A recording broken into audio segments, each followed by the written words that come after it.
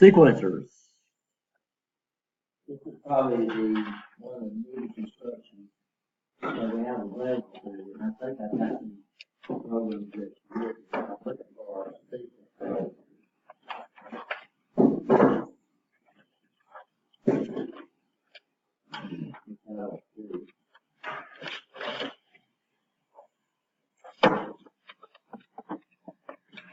So we'll look at the internet real quick.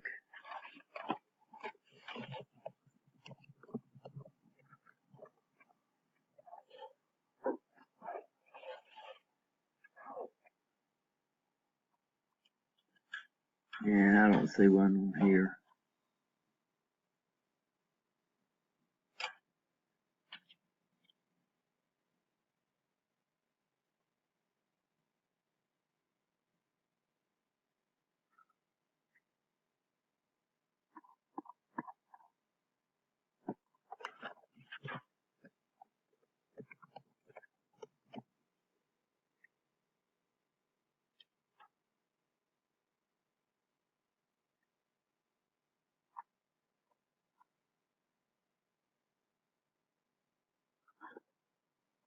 I'll just try to draw it for you. So in motor controls, what we do with sequencers, of course, is we try to make outputs respond in a pre-described sequence, right? So normally an old sequencer, what you would do is you would have a handle on one side where you could send it to, or I see them actually motor driven. But what you have is you have a cylinder, and then the cylinder has a bunch of metal tabs on it. I'm doing them the wrong way.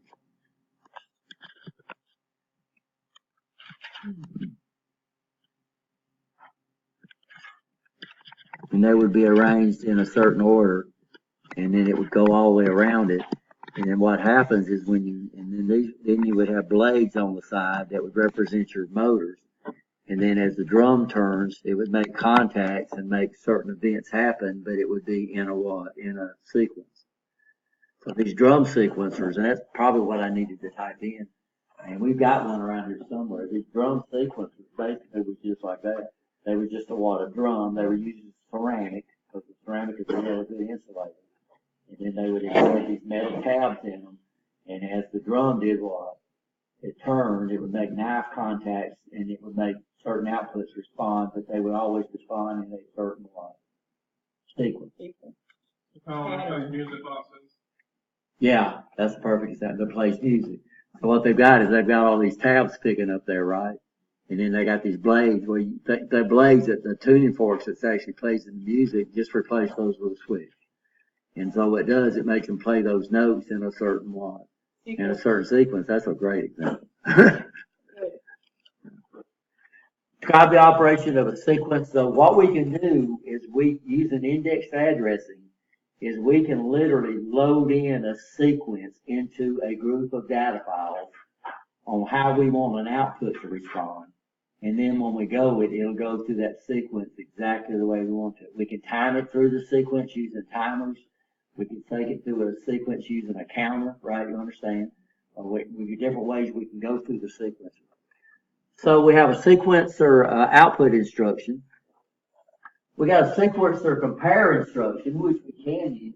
A sequencer compare instruction would allow you to find a certain sequence inside a sequencer file.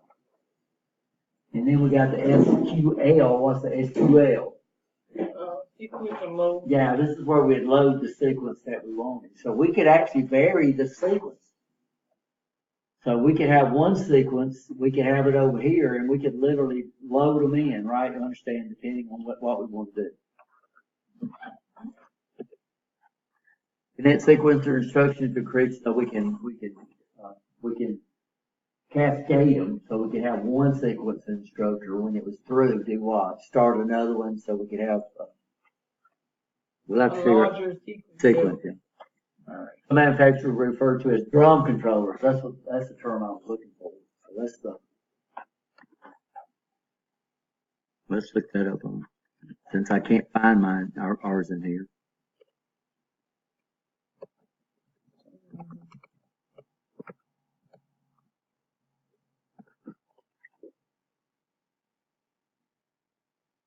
No, these are still electric. I've seen something like that used, like, they do this robotic competition with, like Legos. Where they have one Mindstorm spinning something with tabs in it, and it's hitting a button on other Mindstorms causing. Yeah, that's exactly, that's the same. That's a good example too.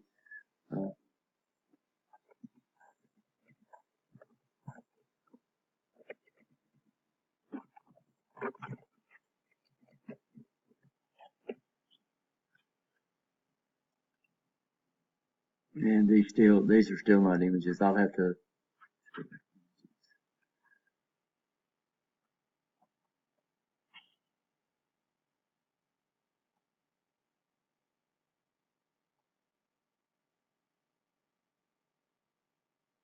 Oh, here's one right here.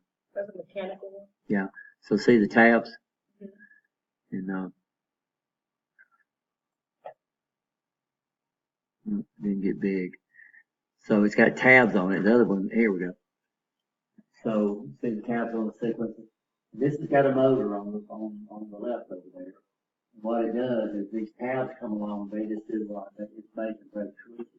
Or what would happen, it would keep repeating this sequence as long as you wanted it to, right? So this is a drum sequence. That's, And the only way that's to a, change that would be manually go in and. But reposition the tabs. So normally what you can do is you can come in and you can take the drum out, and then you can actually reposition the tabs to have it in any sequence you want to. So this could control 8 outputs, right? 1, 2, 3, 4, 5, 6, 7 outputs. So they don't have like any electronic control drums where it would. We can simulate it electronically, and that's what we're going to do now with the program.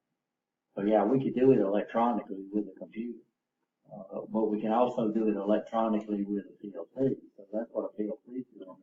But what we have the ability to do here is we can change the sequence just by loading a different pattern into the sequencer file. So surely it can be done electronically. So that's a good picture. I need to save that picture.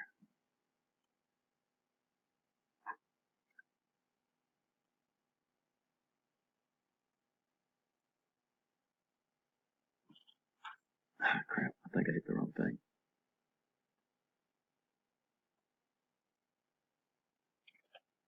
Never mind. Now, yeah, I hit the wrong thing, so never mind. PowerPoint. File on. Oh, yeah, I did paste it.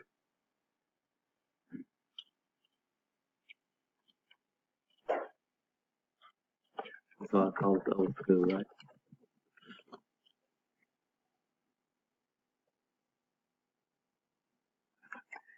they also got parallel. Yeah, we can hook them in parallel to get more than words. So Okay. this deals with words. So the Alright. maximum outputs with a single sequencer file, the maximum we could control would be 1 word. But we could hook them in what? We could hook them in parallel and assign them to different 16-bit outputs.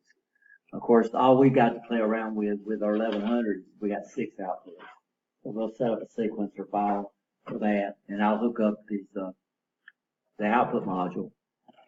By the way, these are available. I'll take them down to the lab.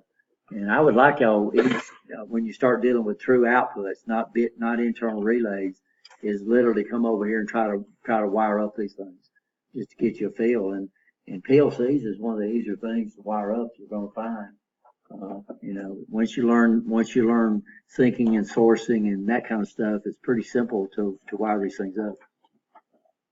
So see, here's our 3 instructions that we're going to deal with. SQO, this is going to be the output. This is where we're going to send the sequence to. The SQL is probably the one we're going to use first. The SQL allows us to do what? To load the sequence that we want the sequencer to perform. And then, of course, if we want to find a sequence, then we'll use the sequence compare. So what the sequence compare does, it actually lets you find a sequence within the sequence data files that we use. Table to register or table to data file.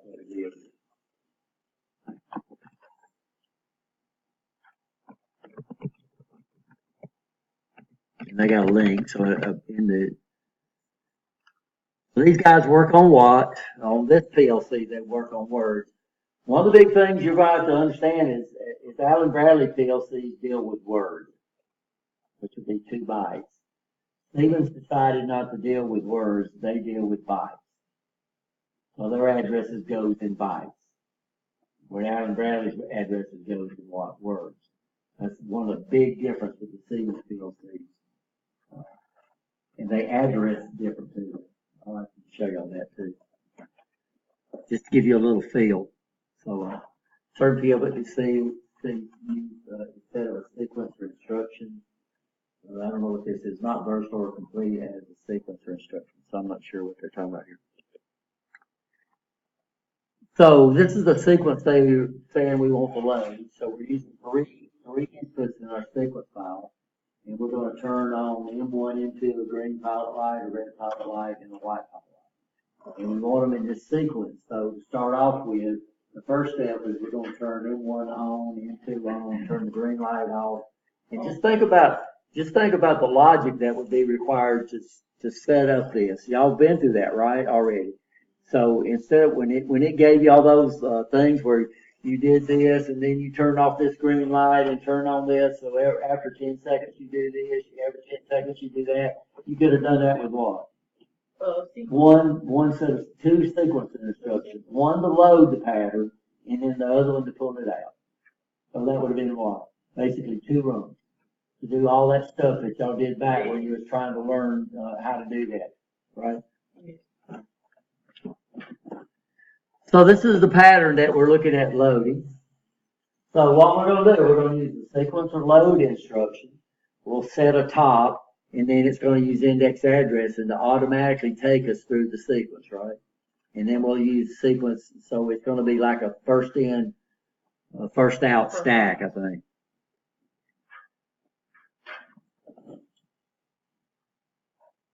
Sequencer concept, I'm not sure. I think ours is a single input instruction. This is not for us. This is just so different PLCs like Siemens PLCs, Allen Bradley PLCs. Your counters are enabled with your count. Siemens counters have an enabled input. Okay, and you can make it work the same by connecting the enable input to the count input, right? If you want to do that, but it just gives you another method of enabling counters and timers and stuff like that. So all your Siemens PLCs have 2 inputs to control the count. And then of course, Allen Bradley PLCs use what? 1. And the book talks about that. So that's a big difference. So I don't know, here they're saying enable input, step input, reset input. I don't know if they're talking about the Allen Bradley or not. It's been a while since I did this, guys, so we'll have to look at it together. Enable. So let's go ahead and let's see, make sure. We'll go back to instructions, and then we'll look at an actual sequencer. So here we go.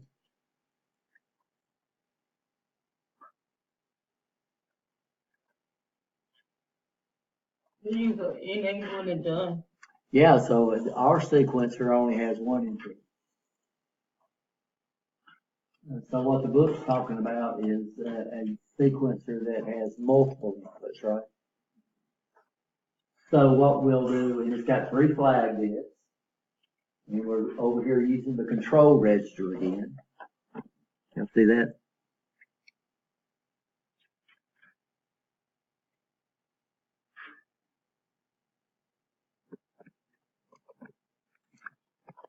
What's the last one? Oh, we don't want to use, this is compare. Let me get back out of this and go to the actual like the sequencer load instruction. This is a compare. Compare, okay. And notice it has a mask.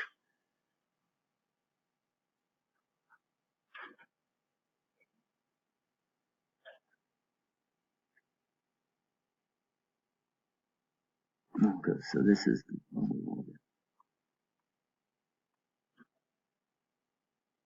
no, wrong, guys. This is still sequence compare. The next one is sequencer output. And so,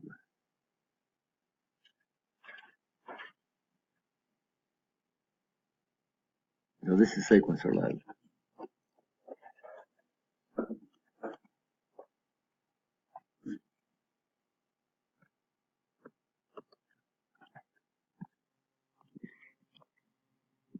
Change to a different color. So we're using index addressing so we can automatically go through the table, right? Understand that. Okay. This is where we're going to get our information from, which is good. So here we're going to actually get them from a what? So this is what we're going to load. 0. This is a what? Control. Control register. So odds are it's going to have flags in there. I think we went past them that tells us when certain events occur in the sequencer. And then this would be what?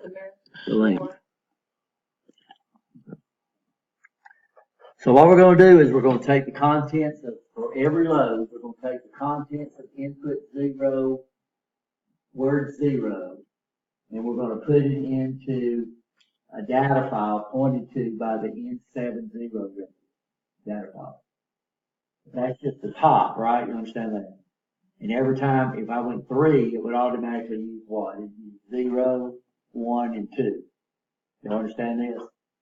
So it automatically goes, and that's what index addressing is we can specify one address, and then sequence instructions will automatically do what? Go to the next. It's a really powerful addressing method. So y'all understand this? So this is where the file the file is going to be located. The patterns are going to be located.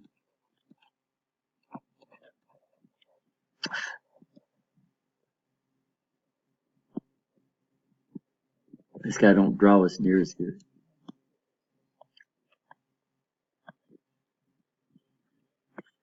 And what's this right here? What's the source? This is where the patterns are coming from, right?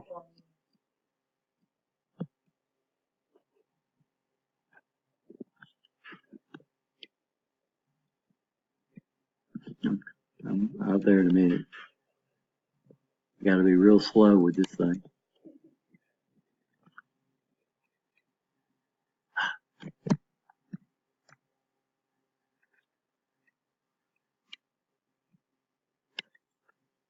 And this is our what? Okay. This is where our flags are going to be at. And then this right here is the what? This is the length of the sequence. So in our example, what would our length be? 1. No, on the one in the book. Oh, in the book. So this is what we're trying to do. Oops, I can't do that. So what would we have on the length on the one in the book? Example in the book. 4. Is it 4? Yeah. It's 2. I was thinking 3, but I don't have it up. I see 4. I see 3. So this is the sequence, the example they're using in the book. And we're going to have 3 steps, right? I don't know what page this is on. What page is it on? The first time it shows it, 296. Yeah. So for this example, y'all might be on another example, we'll have 3. Oh, that Yeah. example's on 294.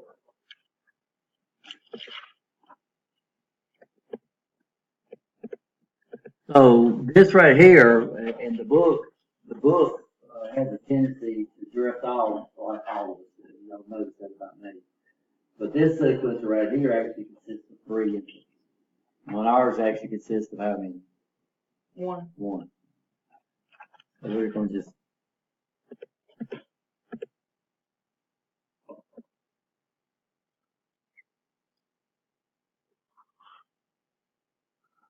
so one input sends both the enable and stale, right?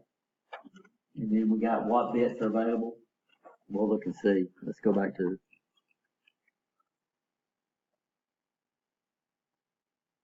so here every sequencer you set up takes this.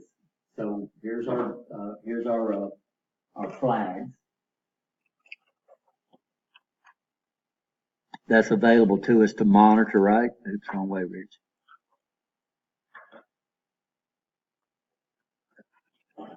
So enable, that would be one that we wouldn't use. The DN tells us when it's what? Done. So that would tell us that it's through. If we say 3, then it'll come up and tell us we've loaded 3. The ER tells us we got a what? Error. Error bit is set when the controller detects a negative position value or a negative or 0 length. So if you put a 0 length, then you're going to get an error, which makes sense, right? Or if you tell it to go backwards, it'll give you an error. It is reset on the next false and true. So this is done is the error bit. You will have to clear that out, guys. So you would have to reset this one. This would stay set. And so there's our 3 flags. FD, what's FD for? LG. It don't tell us. Don't tell. DLC? 4. First. I don't know. The book actually gives the part. You get the book. This is actually the instruction. This is not the book. This is the actual manual, yeah. You know, something about no LD. Links position. It could. We'll. You gotta find it, Rich. Error bit. This keeps the length and this keeps the current position. So I don't know what the FD flag does. We just know that these are not used and that's not used. These are address modes we could use. And I don't see it, guys. Let's see if it's in another manual, but we won't do that right now.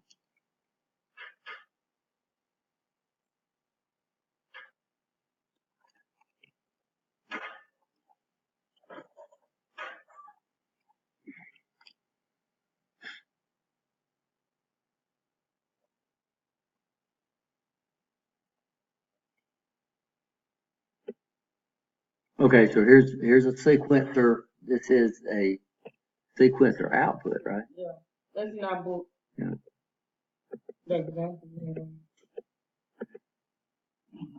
I just didn't see that. So what's got to match between my sequencer load and my sequencer output? What has got to match?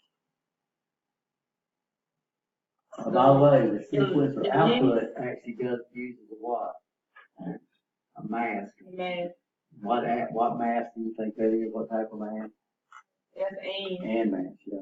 So here what they're doing is they're letting everything go through it, right? So this is where the first sequence is. We can strip off output bits that we don't want, right? You understand? This is the output we're going to send it to. It's got to use the same control register. It's got to use the same link.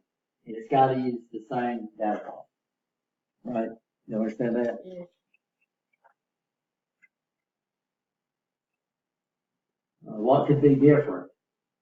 The mask could be different, but this is a pretty good mask. On this one, on our outputs, we've only got 6 outputs. So what I might do is mask off anything above what? Above output 5 on this PLC. So what's got to match between the load and the output? Where the file's at. And control. What control you're And the using link. and the link. Good.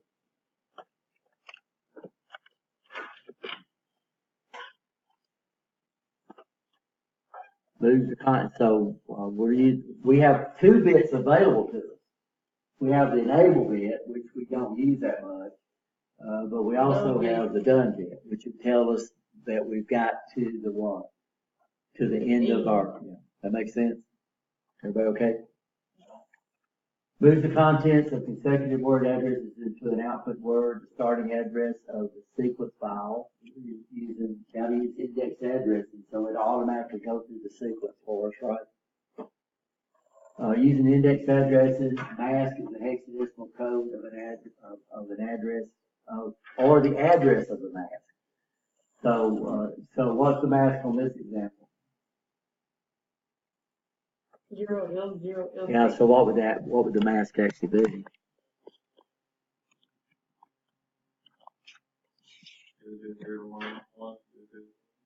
It depends on which way you go with it, right?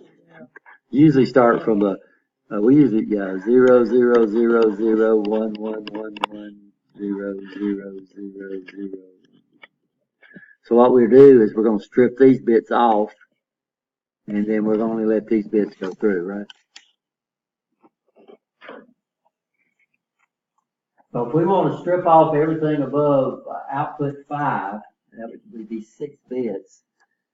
Then this would be the mask I would use.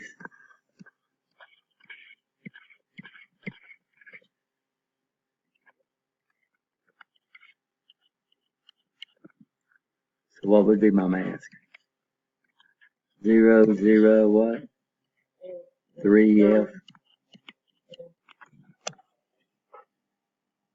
So I know it's pulling its back. So where did y'all learn these number systems at?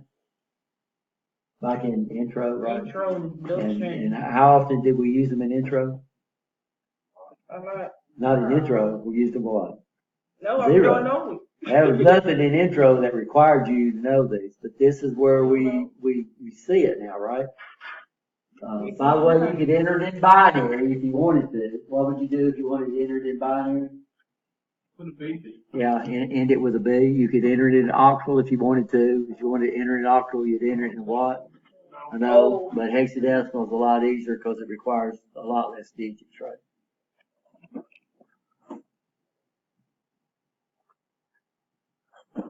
Destination address, this is going to be an output port word. So basically the destination is going to be an output port. So the purpose of a sequencer is to make the output respond to a sequence, right? So we could start motors in sequence, we could turn on lights in sequence, and this is what I keep bringing back, the lab that y'all did, where you said we wanted to do this, and then we want to turn on this light, turn on the green light, start this motor. You could have did that with a what? A sequencer. Yeah. Sure. So if you know the sequence your plant needs to run, instead of coming up and do all that relay logic, you can just set up a sequence that you want that thing to do, right? And then what triggers the sequence? It can be triggered by an input, like when it hits a limit switch, you can make it do what? Go to the next sequence. Like when the one you set up back there. Yeah, we could have done it that way, but it's not. That's done with compares, and it does one timer. But yeah, we could have done that. We've got one here. We'll have to find it where we turn the motors on, we'll turn them on, and then we'll come back and we'll turn them off in sequence. And that can be very easily done with the sequence.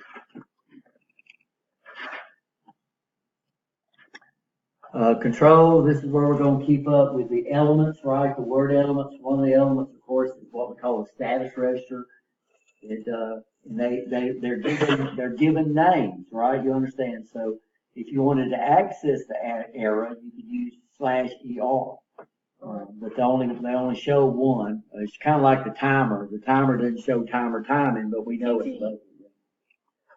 The length, the number of words to be moved from the source into the address every time we go through the sequence. The position will show you the current position that you are within the sequence.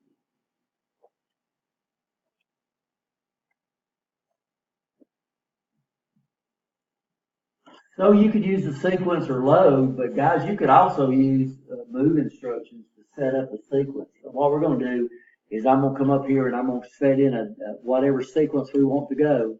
I'm going to load it, right? You understand? And then we'll come back and make it run through the sequence.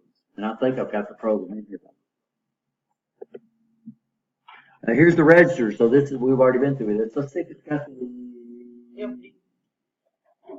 FD. It is. Found bit. So that only comes into play, and that's why it wasn't listed, because it only comes into play on the sequence compare. Okay. So what it was is that bit right there would tell you so what you do with the sequencer compare is it will automatically go through the sequence and it will tell you when it finds a match. So that's why it wasn't listed. So we were looking at the wrong instruction.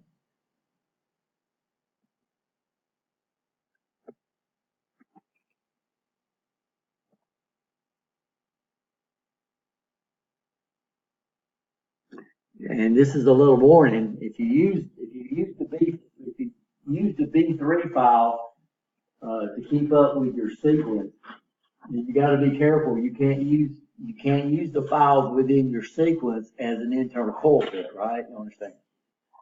But how many B3 files do we have? Some of y'all missed that on the test. So how many B3 files do we have? 56. How many B registers can we have? Or B data files can we have? A lot. It's 2048. 2048.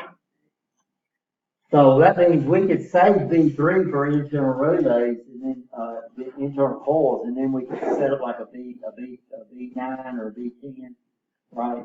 And use that for our sequences. And if you do that, if you set up a completely dedicated data file for your sequencer, you don't have to worry about colliding with your sequencer with your other instructions that we use those Z files for.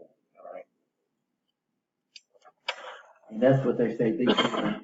By the way, this is referenced because I think the 1000, remember on the 1000, you can't create additional data files, right? You get what you got, right? You can't create additional subroutines. If we actually looked at the 1000, it's got like 9 subroutines that you could already have.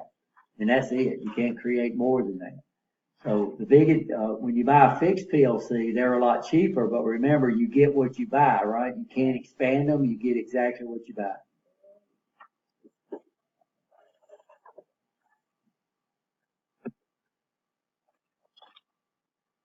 So we'll load the sequence. Let's see if I've got the program set up for RS Logic 500. I mean, for the actual 1800.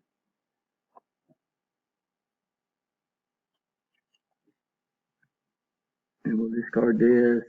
Let me go here. Let me go to here. Let me go to here. And 1100.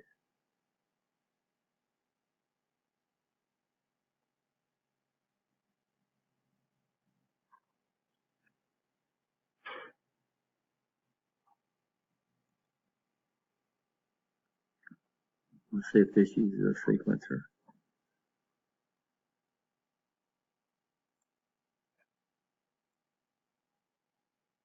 No, it don't. Dang it.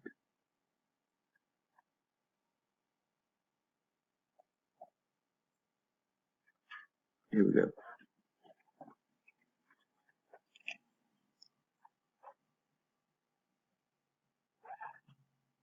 So this is for the 1100. We're going to input from input 0. Now remember, we've only got six outputs, 0 through 7. So we can do whatever we want to with those things. So let me download this, and y'all come up with a pattern y'all want to make our stuff come on. Let's see, I've got 1, 2, 3, 4 lights, and I've got 3 motors. So we'll use the 3 motors. We'll hook up those up to output 0. So what I've got is I've got my common already set up. And what are we going to do? Is our outputs going to be syncing, or is our output devices, our loads going to be syncing or sourcing? The PLC is sourcing. So that means my actual loads have to be what? Syncing.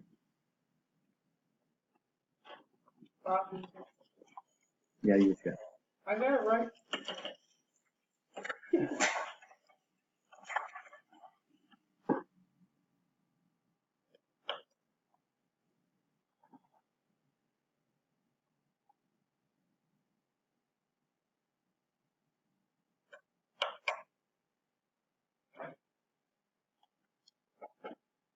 Oops.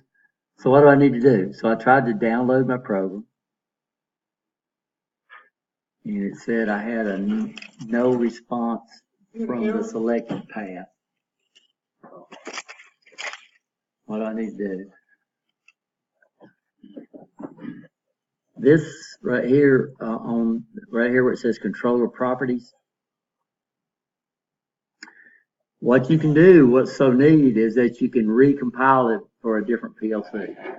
So right now we've got it compiled for the what? MicroLogic, but I could come up here and I can literally recompile the program for a different PLC. I'm gonna go to my communication over here. It's set up for Ethernet, but odds are it's got the wrong IP address. So I'm just gonna come over and say who's active, and there's my PLC, and I've just switched it over. So it's real easy to do, right? And I'm glad that happened so y'all could see how we can do that. So what do we have the option to do? We can take a program that was written around the 1000 and recompile it for what? The 1100. All we got to do is, since the inputs and everything match, we shouldn't have much of a problem. So we should be able to download. It's going to tell me, probably get a little error that says I need to, that they've detected a change in my communication.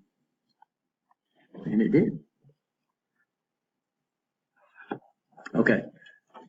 So we're using switch 5 to load this thing. It looks like switch 5 is already true. We're going to load how many different things into this? Right now we're going to load 3 different things. And so what do we want to do? First of all,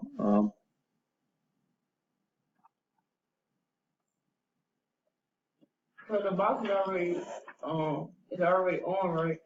no, the box hasn't been, all I've done is put jumpers to establish my common. Okay, okay.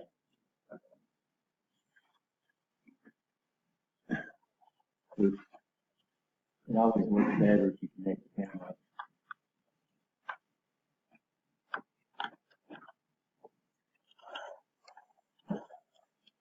For some reason.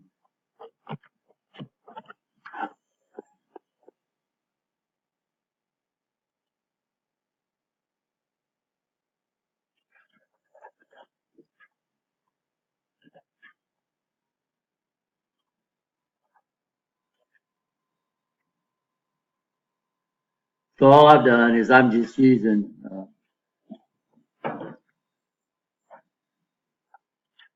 didn't like that, did it?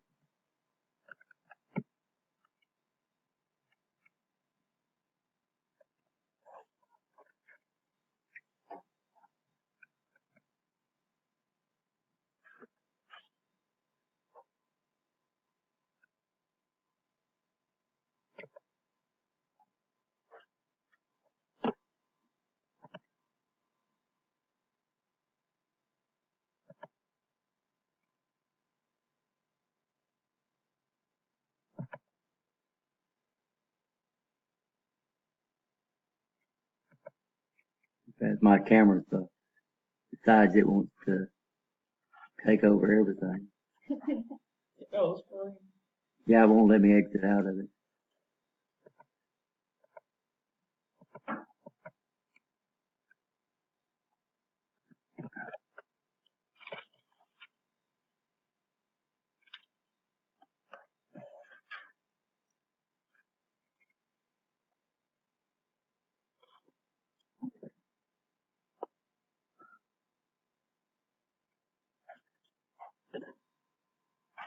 And it somehow I kicked my camera off. It's not wanting to focus.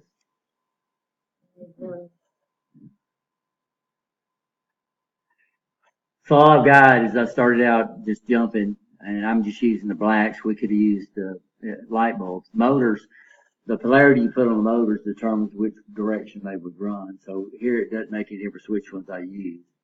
And so what I got to do is my outputs are syncing, and my outputs are sourcing, so my loads have got to be syncing. So I'm going to come over here to the output of my, now what they use in Germany, which is where Festo is at, and we have a lot of German companies around here. And normally over here we use black for the negative, and we use red for the positive. Well, in Germany they use red for the positive and blue for the negative. So since I'm sourcing on the output of my PLC, I'm gonna take my blue, and then I'll come over here and hook all of these up to the common. So what I have is I have my loads are set up to sync because my PLC is set up to what? Source. And here's my outputs. So we'll take output 0, And we'll hook it to, where, I think the motors are hooked to output 0, right? Yeah. So I'm gonna hook this up to, oops, I gotta admit, this one motor's a reverser, but by the way, so I gotta do something different. So you gonna pick the black output, the black, The blue. output with the black or? No, I just ran out of I just ran out of short jumpers. Okay, All these are commons. comments, okay. It's just that I only had so notice they just jump block from one to the other to the other. And then I have a jumper that goes from here to here. This motor on the right hand side, this guy has got a reverse insertion on it. And so I'm gonna have to hook up a positive up to the motor. And I'll show y'all why later. But that would be motor, so we'll call that motor 1, then I'm gonna go out, I'm gonna hook up to output number 2. Now normally I would be doing this where I would be wiring it at the bottom of the PLC, right? What they do is they bring in the outputs down to these cables, and which makes it easier for us. And I'm gonna take another cable from my bow tie, hook this up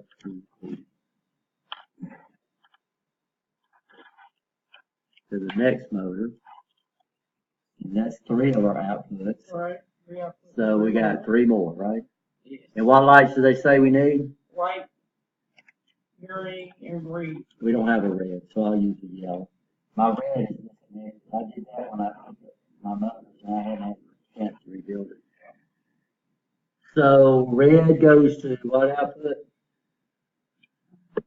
I'm on output 3 right now. The red goes to, Output 3 goes to which color? red, Okay, so we're going to use yellow for that one. and green going to 2, and white going for. Output 2? What's the motors? Want the motors hooked up to what? Motors go to 0 1 and 2, right? and 1. You can say 2, Oh, we got 2 motors. but we got 2 motors though. Yeah. Okay, so we'll only use 2 motors. Okay, yeah. So I'll use the 1. So motor 1 go to 0 and motor 2 go to 1. Well, we're setting up our own, so let's do it. Let's do our own. Okay. So I'm gonna use, for motor 1, I'm gonna put to 0, motor 2, I'm gonna put to 1, motor 3, I'm gonna hook up to 2. 2, okay. Then my, yellow light, I'm gonna hook up to 3, and then my white light, I'm gonna hook up to 4.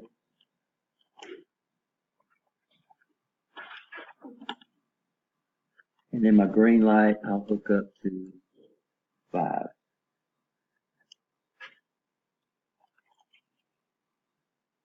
Okay, guys, somebody know what y'all want to do?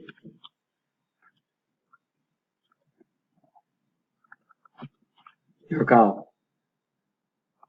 Green light. So what y'all want to do on the first sequence? So we're gonna come up here, I'm gonna come up here and set these in. So y'all make a note. So motor 0's on output 0, right? 0. Motor 1's on output 0, motor 2's on output 1, motor 3 is on output 2. I have the yellow light on output 3, I have the white light on output 4, and I've got the green light on output 5. What's the white light is? The white light is output 4. So what do we want to do? And the red light. Just one thing. We can do all kinds of stuff. We can control every one of those. So we could turn on all 3 motors. We could turn on 2 motors. So let's do something with the motors. Right. Okay. Motor 1 Maybe and green motor light at the 1 same is- time, and then white light with the. Okay. So y'all tell me the which outputs do we want on? You need to give me a number. I wish I could get this to focus. 0. 0, 1. Okay. So I'm gonna turn that on. Y'all want to turn on another motor? Turn on light. 2. Which, okay. Yeah, 2. That would be the other motor, right? We turn on 2 motors. Yeah. Motor 2. And what y'all want to do with the lights? 4. Can we make it blink? No, we, Can't do not with the sequencer. that? Okay. We could make it blink, but we could make one of them blink. So what we could do is we could use one of those S24 registers and put it in series. And yeah, we could do that. Let's do 5. Okay. Bring them up. All right, so I'm gonna turn that off. Y'all can see basically what I'm doing. I'm gonna come over here and I'm gonna hit that. I'm gonna hit button 5. Oh, we can't use 5. Dang it.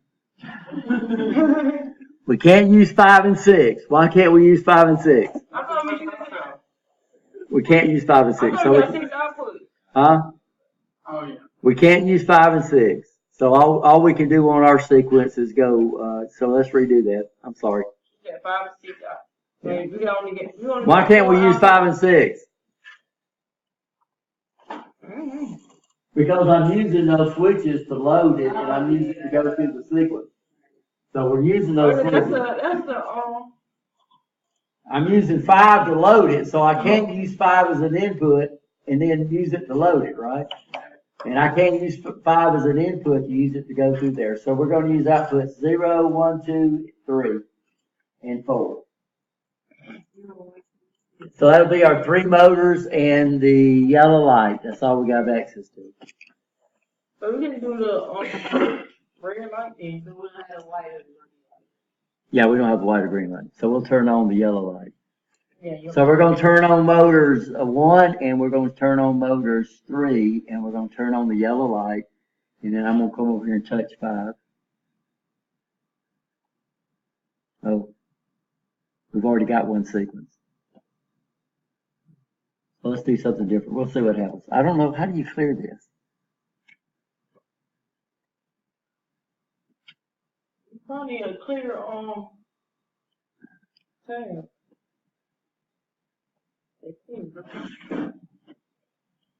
We'll see that. Let's go ahead and do another sequence. I don't know what that sequence is. Let's do another one.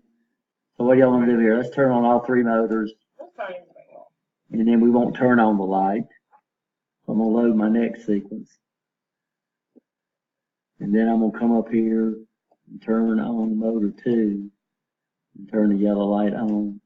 And then we'll load our last sequence. Okay. And then it says we're done. Then I'm going to come over here to input number 6.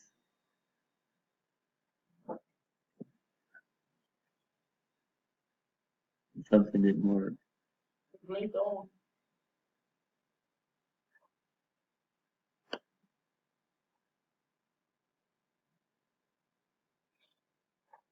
Out of battery, you have an option of setting them up for syncing for this PLC. Okay. But you do them in groups. Let's do it. Yeah. So you really You gotta don't pick do them up. anything. And that's, We're gonna do that in class. Prepare the wire on. yeah, you're not going to have to wire from this standpoint. The first time you'll wire a PLC, actually wire a PLC, is if you take PLC 3, you take PLC That's all I offered here. during the day. You're offering it during the night. Next, Probably. If I- you're offering it during the spring at night. Oh, you do offer it at night? Yeah, it's only during the spring. I think that's what they told me. I waited summer, and you can take it in spring at night. I gotta figure out 2 more classes.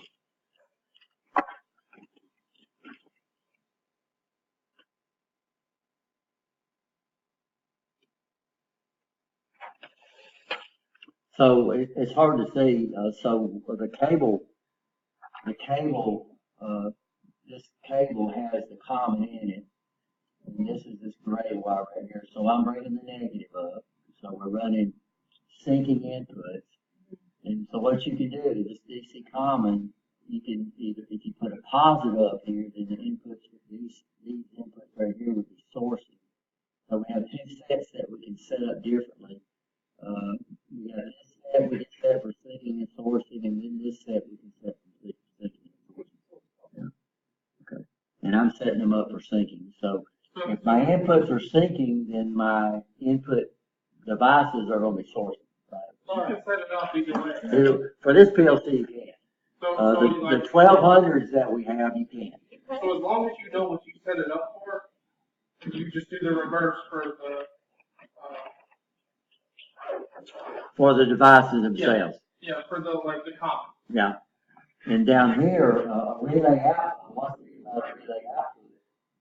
And you can set a reset and relay output for voltage levels, or you can set it up for AC. So y'all that was on the 1000, if you look, they just took the one and jumped it over. So on the 1000s, that the outputs are AC. So the advantage of a relay output is that you decide whether you want to be syncing, you want to be sourcing, or you can put them on AC. What they decided to do with the 1100 output has its own common. And if you could read this, it says DC, AC. So it's up to you to decide. I can set this up on 120 volts, this right here, I can use 24 volts. So You can actually set them up separately all the way through. yeah, now you can tell the wire on this cable, you can tell the plus wire on this cable. Right on it. You see what I've done is I just jumped off. I just jumped off the common cable. So all the comments, because you have it set up like that, all the comments go back to The plus, which means, so the outputs are sorted. If the outputs are sourcing, then my loads have to be syncing. So they use a minus column, right? You understand? Makes sense?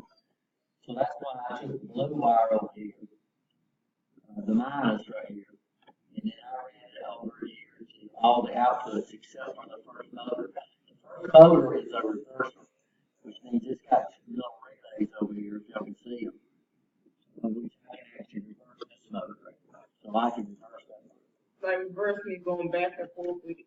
We can run it forward or reverse, which is a relative term. We call it forward and reverse, but it could be up, down, it could be left, right, it depends on where you run it, you're working in. Oh, okay, got it.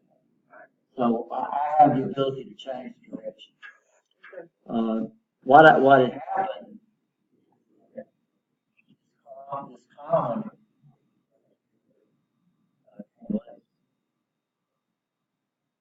none of these outputs down here was working because I didn't have a watt. I didn't have a common. So I reconnected it. And I used the force output to see what's going on. I understand that. So when you force outputs, guys, you got to be real careful, right? Understand that, because outputs kill people. Inputs don't kill people. Outputs kill people. But we do have this option down here called what? Force. Where I can literally come up here and I can put a 1 out there. It has no control of the PLC. I can bypass all the safety that's built into my system, and I force that out. And if I just did that, what could that motor just have done? No, you should make sure you know what you're doing. Make sure it's clear. Make sure everybody knows, hey, I'm going to turn this motor on. Everybody get it right. Make sure everybody knows broadcast what you're going to do. So that's a really good troubleshooting aid. Because right now I can say, okay, something's screwy about my program because the output is what? The output is good. Right? That makes sense. By the way, you can't enter a 0 there. You have to double click on it and then you can delete it and enter. And that's called forcing output. We can also force input. We use that a lot if I'm trying to wire the system up, or I'm trying to see if the program's working right. So instead of having a simulator here where I simulate inputs, I can actually do what? I can actually force an input and see if then I can monitor the output to see if the outputs respond. So you can check your program out before you even hook it up to anything. So that's commonly used if somebody wants to test if they wired something wrong, or if they... Or when they originally programmed the PLC without it hooked up to anything. So you've got all these LEDs. This guy here uses the LCD screen. Most of the PLCs have LEDs on the input. So what you can do is you can literally force the inputs and see if the program processes those inputs correctly, right? And see if the right outputs turn on for your program. And you can tell if you got that wired right or if your program is actually really right. So normally we use it for troubleshooting, and we also use it to help verify programs before we actually wire it up to the real system, right? So we can verify the outputs are responding to what my program is supposed to do before I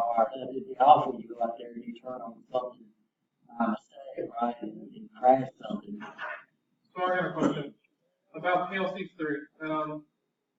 When we're wiring it up, do we wire it, is it set up like these are? Yep. Where you just, there's push Except you don't buttons. have all the commons. Your inputs, the inputs on there, you have to set them up to, you have to set them up for syncing, and your outputs, you have to set them up for sourcing. But we don't use the built-in power supply, we use this power supply right here. Built-in power supply is okay, but those things usually provide a couple hundred milliamps. So you can run a lot of sensors on the internal power supply. It come out with current, right? Yeah. Yeah. Yeah.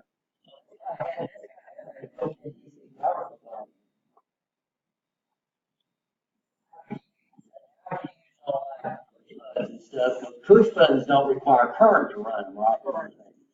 But an inductive sensor or these sensors actually require current to run.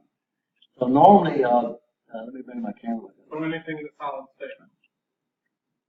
So right here,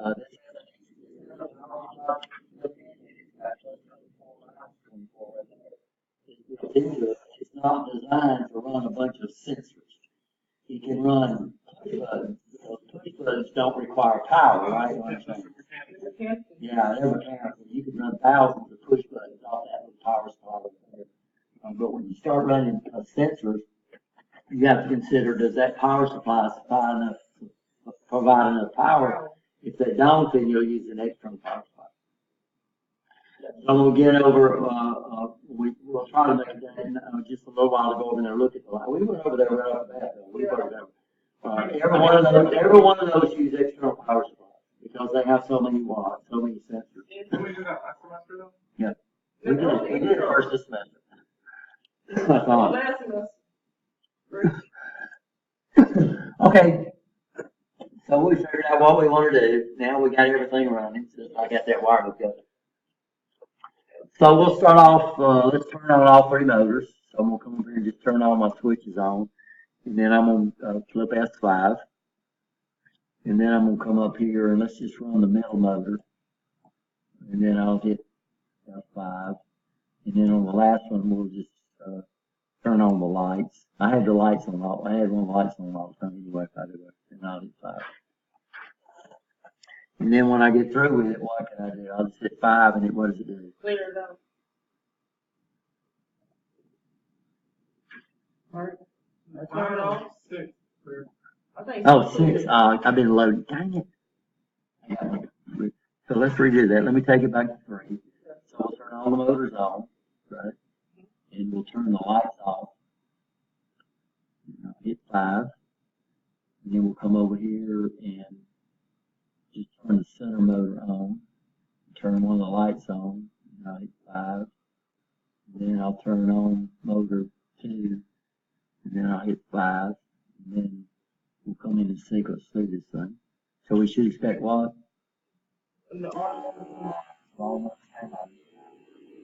Wi-Fi.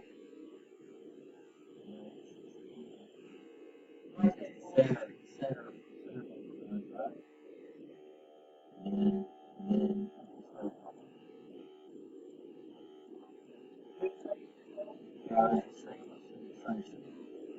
now we've only got, I don't know, we'll look up and see how many steps we could actually put in a sequence. So right now we only have 1. We only have 3. Yeah. And that's why I had to start. So right now I'm on 3. So if I load it, it'll automatically cycle back around to 1. So what I would do is we could change this to 4, we could change it to anything you want to. We'll see if our book, look in your book and tell you how many sequences you can have. Without cascading. Now remember, I could use the done bit on this one to go with another mode, but that's what we're saying. I understand. You need to go more. So we can hook them up parallel, and we could actually go to this current video.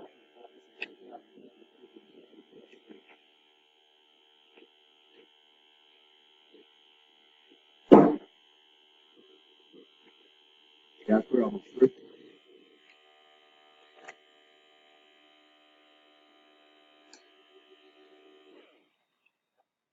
So does it tell us in the book how many sequences we can put in a sequence file without having to cascade them? So you can have 256 steps. 256? Yeah, 255 steps. Well, you're gonna count the- 256. Yeah, that was Source not. off The there. book said 255 though. 256, Right. zero counts. That's what the book Alright, says. cool. That's what the book says. That's a false information. Rich, I'm talking to him. So this is right. It's 256 though. 255. Remember, the book was wrong on one thing. We could have, what was that on that? I forgot. So what can we use sequencers for? So what we can do with a sequencer, we can set up a sequence that we want the output to follow, whatever it happens to be. We can set up 256 different sequences that we have. We could run up to what? 16 outputs, right? You understand that? One sequencer, right? So we can add to do what? We can put it parallel and do what? Now, we're just going to use this output forward, now this is consistency output forward, we can do 32 outputs. Sequence it, and we can make it do it any way we want to. We can have it automatically go through the sequence with a what? We can have it automatically go through the sequence with a time. So now we just do what? Every time we got it done, it would just reset it, we can use one of our time inputs, we can use that real-time clock. If I need to add that to this course, where you can literally make something happen every 24 hours. Or you can literally make something happen every minute. Exactly. You can make one happen every 30 seconds by using a real-time clock. So we have a real-time clock in this that would really be accurate on causing these things to happen. Or you can make it happen with push buttons, right? So you can have an operator up there and do this and just do what? Hit the same push button and it can do what? It would automatically go to the next city. This is an extremely powerful approach. If you think about some of the labs that you've done, where you've done this, you turn on the white light, you turn on this, you turn on this motor, you do all that kind of art, you probably have done it all with what? One button. With a sequence. One sequence. With one button or one timer. Most of it was set on a timer. And you can use the compare instructions inside the sequence. So if this is true, if this is true, do this, right? And sequence it at different times. So you can do all kinds of stuff. What it does is you have a plan where everything goes to the wall. Sequence. And a sequence, Pattern. a pattern, and this guy right here is taking hundreds of them. Really, really good. That's a good I one. mean, so it essentially saves space in the program too. Yeah, well, and the less runs you have in a program, the faster. Faster. The faster it's going to happen. So which means if you combine that on top of combining,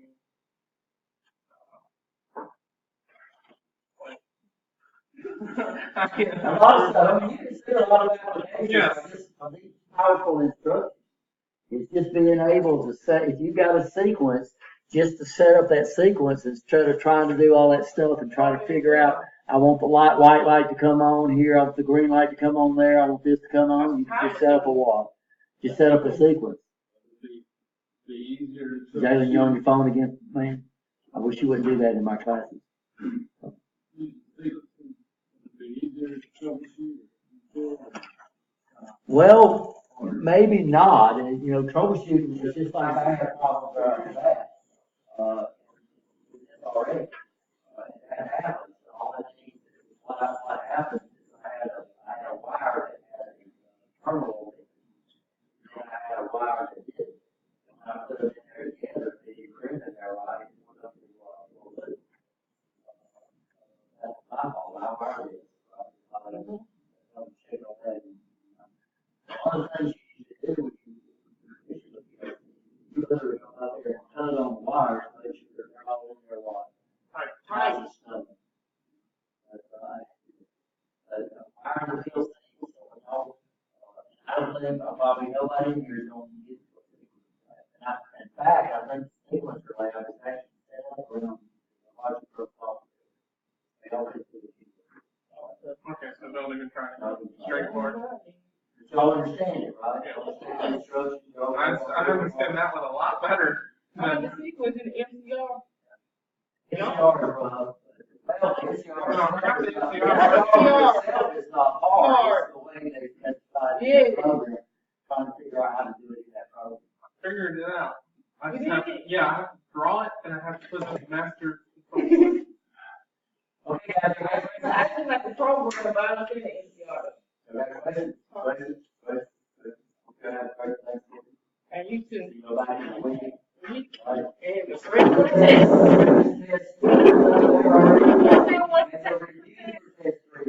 You still want us to take those tests? Are we done with those, No, tests? we have a chapter with it. Yeah, that's right. You go back and do those chapters with it, right? Yeah.